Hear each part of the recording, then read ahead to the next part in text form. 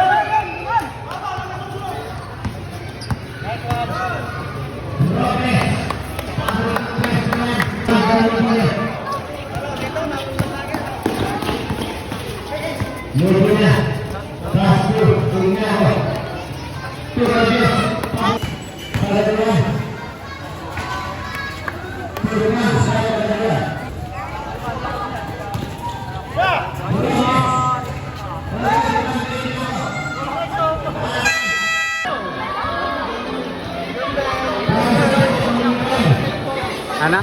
Nanood ako kaya nanalo. Di pa nga tapos eh.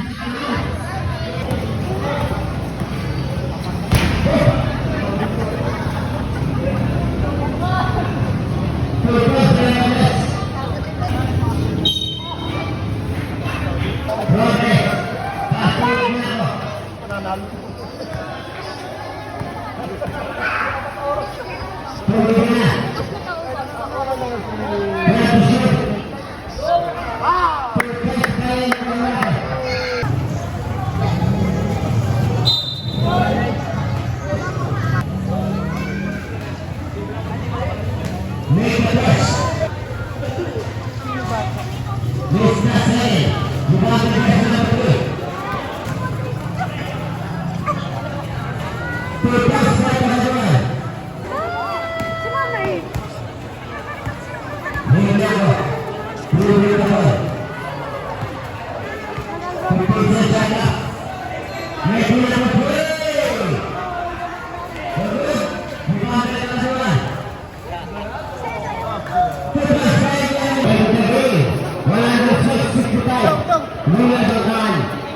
At dito mga pare, nanalo nga kami, no? At yan, lagi ko naman sinasabi sa inyo mga pare, it's not about winning the game or losing the game. It's about enjoying the game mga pare, no? Yun naman talaga yung mindset natin mga pare, lagi tayong nag-i-enjoy sa game kahit manalo matalo.